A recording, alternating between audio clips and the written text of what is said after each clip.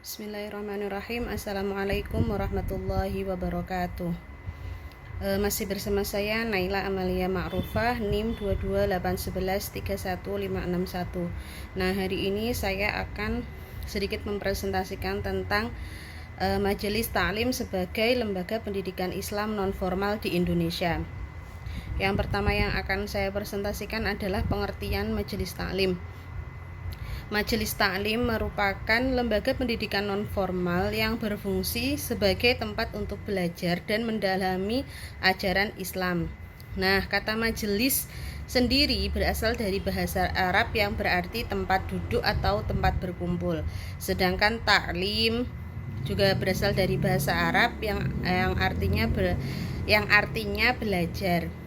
Nah, secara umum, Majelis Ta'lim adalah tempat berkumpul untuk belajar agama Islam secara rutin dan berkala yang diikuti oleh jamaah yang jumlahnya relatif banyak dan beragam usia.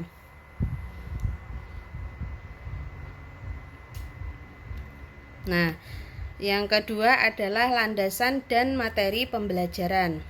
Majelis Ta'lim didasarkan pada Al-Quran dan Sunnah sebagai sumber utama ajaran Islam. Landasannya Al-Quran dan As-Sunnah. Materi yang diajarkan meliputi apa saja? Yang pertama, tauhid. Tauhid itu mengajari kita atau menegaskan materi yang ada di dalam materi tauhid sendiri adalah menegaskan keesaan Allah dan keimanan kepada Allah. Yang kedua, tafsir Al-Quran. Tafsir itu apa? Penjelasan dan makna ayat-ayat Al-Quran. Setelah itu, materi yang ketiga, fikih. Hukum-hukum Islam meliputi apa? Hukum-hukum Islam terkait ibadah seperti sholat, tata cara puasa, zakat, haji, dan semua fikih yang kita lakukan sehari-hari. Setelah itu ada hadis. Hadis itu apa? Hadis itu perkataan-perkataan atau perbuatan yang merujuk pada Nabi Muhammad sebagai petunjuk perilaku. Materi selanjutnya adalah akhlak.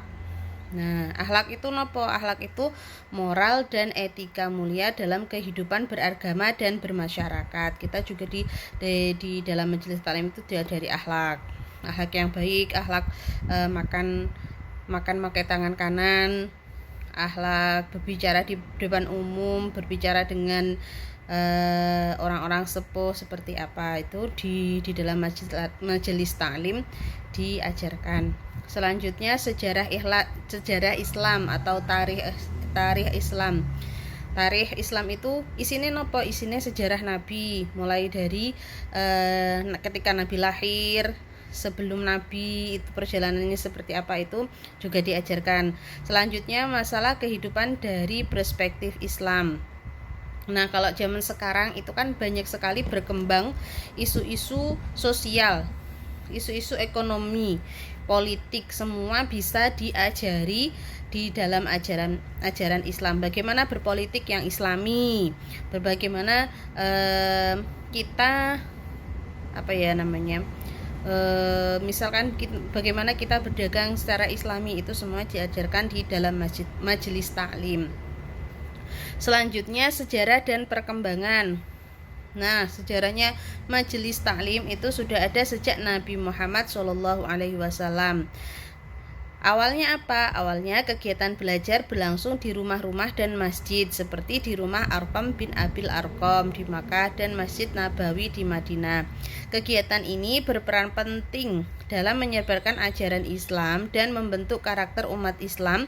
Seiring berjalannya waktu, Majelis Ta'lim ini menyebar ke seluruh dunia Islam termasuk ke Indonesia, terus berkembang hingga saat ini. Di Indonesia, Majelis Ta'lim berkembang sejak masa penyebaran Islam awal dan tetap eksis meskipun telah ada lembaga pendidikan formal seperti pesantren dan sekolah agama. Majelis ini bahkan diakui sebagai bagian dari pendidikan nasional melalui undang-undang dan memiliki peranan penting dalam pembinaan moral dan spiritual masyarakat. Nah, mungkin Bapak Ibu di sini juga sudah sudah ikut majelis taklim, game. Kalau di RT saya itu ada majelis taklim namanya apa ya, Nurul Hidayah. Kalau di majelis taklim saya itu ada namanya Nurul Hidayah, itu bentukan dari ibu-ibu RT 09 di desa saya. Itu ibu-ibunya menyelenggarakan majelis taklim. Biasanya kayak gitu, kita mengundang dari tokoh masyarakat. Selanjutnya, fungsi dan peran majelis taklim. Fungsi yang pertama, menyampaikan ajaran Islam secara langsung dan interaktif langsung. Yang kedua, membina dan memperkuat keimanan serta keislaman jamaah. Kalau misalkan di RT-nya atau di tetangganya ada yang belum bisa ngaji, ada yang belum bisa sholat, nanti bisa kita ajarkan di majelis taklim. Yang kedua, mengembangkan pribadi dan masyarakat berakhlak mulia. Yang ketiga, membangun silaturahim dan Islamiyah.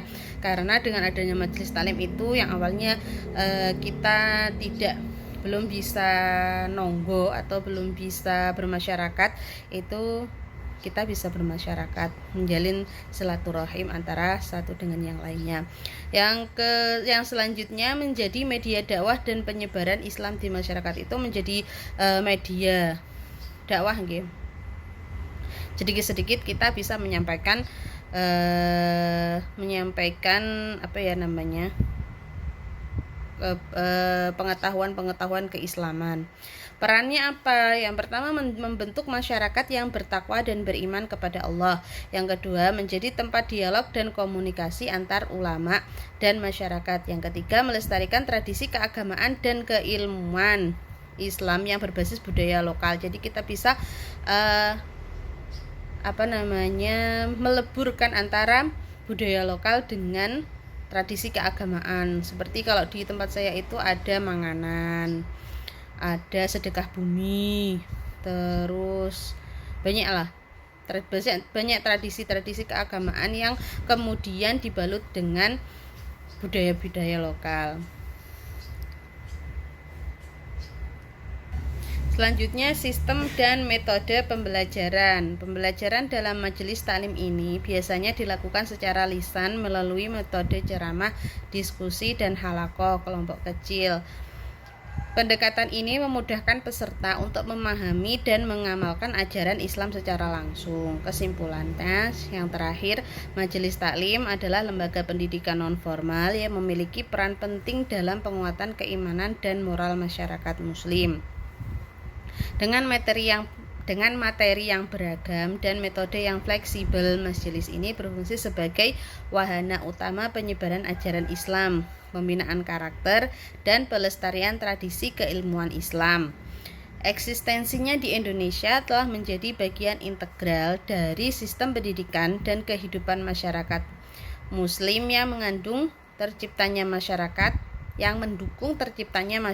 yang bertakwa kepada Allah. Cukup sekian dari saya, kurang lebihnya mohon maaf. Assalamualaikum warahmatullahi wabarakatuh.